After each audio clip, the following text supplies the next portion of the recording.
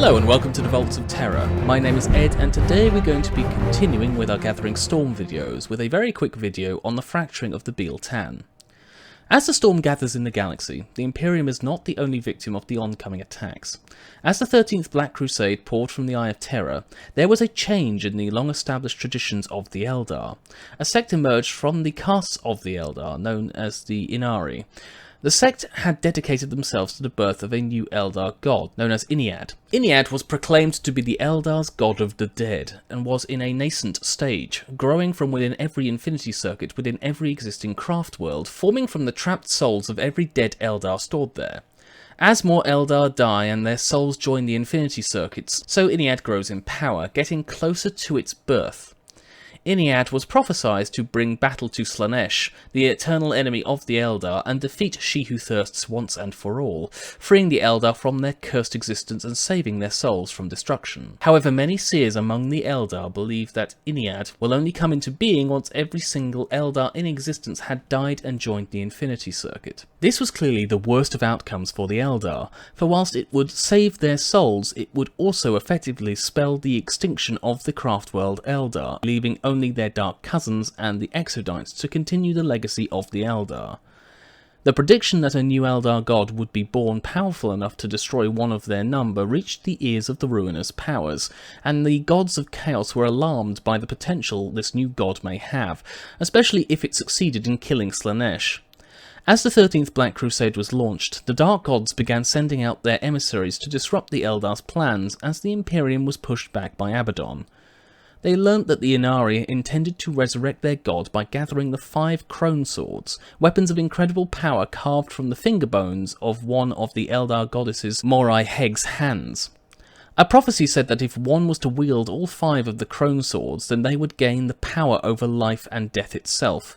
The Yncarne believed that by gathering these blades they could bypass the prophecy that all Craftworld Eldar needed to die for Ynnead's awakening.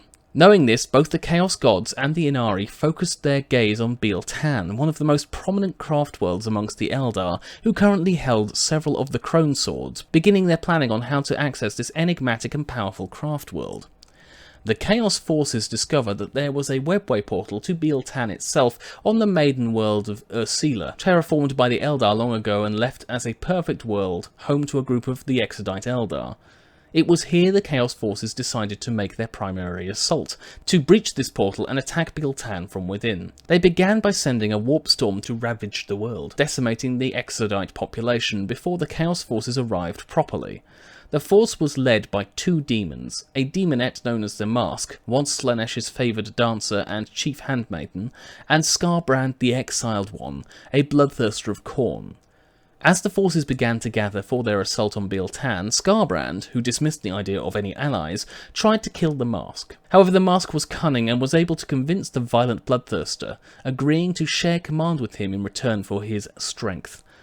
Biel-Tan was still unaware of the Chaos Gods' plans. However, they were well aware of Chaos's invasion and sent a sizable force to take back the precious maiden world which the Eldar had claimed and terraformed millennia ago. Led by Autarch Melaniel, the expeditionary force struck the Chaos Forces as they gathered on the planet's surface, searching for the webway portal.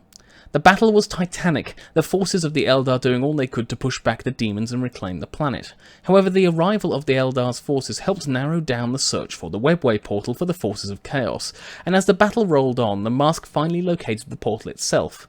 Skarbrand used his immense demonic strength to destroy the protective wards around the portal, allowing the forces of Chaos to travel into the webway and assault Biel-Tan directly. Biel-Tan had brief warning of the incoming Chaos assault once the wards around the webway portal were broken, and were able to seal many of the portals connecting themselves to the webway. Unfortunately, the few that were left unsealed were enough for the Mask to infiltrate the craft world. Any Eldar who came across the Mask was hypnotized, forcing them to become vessels for demonettes and quietly growing her forces within Biel-Tan. This quiet infiltration, however, ended when Skarbrand and his legions of Khornate warriors smashed through the seals around Biel-Tan's main webway gate, bringing the war to Biel-Tan itself. The fighting was vicious, with the forces of Biel-Tan sending every warrior they could into battle against the oncoming tide. The Biel-Tan also awakened their avatar of Cain, who faced the bloodthirster Skarbrand directly, these 2 massive figures trading mighty blows as the battle raged on. The Phoenix Lord Jane Zar and a force of howling banshees attempted to subdue the mask before she could summon even more demons, using their close combat prowess to engage the demonettes recently born from their possessed kin. The Phoenix Lord was more than a match for the mask and was able to beat her into submission. However, even as her form was rent, the demon was able to gain access to the Infinity Circuit that ran through the entirety of the Craftworld. The mask's aim was to destroy the Infinity Circuit, for if this was lost, not only would the souls within the circuit be consumed by her creator, it would diminish the still growing Ynnead, possibly preventing it from ever arriving and destroying Slaanesh. As the Craftworld's very souls screamed in pain under the assault, the Yncarne, led by Ivarain, the sect's founder, arrived.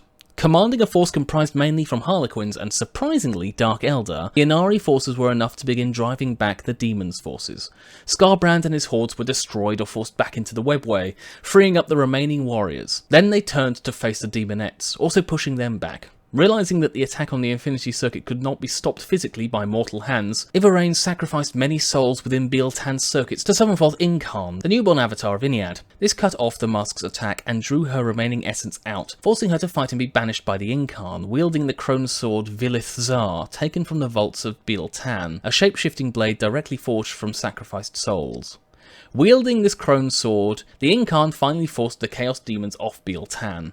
The Craftworld and its Infinity Circuit was reduced but saved, although the price in both lives and souls was high. The summoning of the Yncarne was enough to begin the Yncarne's plans to raise Ynnead without sacrificing the Eldar people. After the battle, they took the Yncarne out into the galaxy, beginning their search for the other crone swords as the galaxy burned under the weight of the 13th Black Crusade. So that's everything I have to mention on the fracturing of the Biel-Tan today. I hope you've enjoyed the video. If you have any comments, leave them in the comment section or send me a personal message. If you have anything else you wish to see coming up after our next video, which will be on the final book in the Gathering Storm so far, please let me know. Otherwise, I hope you've enjoyed the video today, and we'll see you next time on the Vaults of Terra.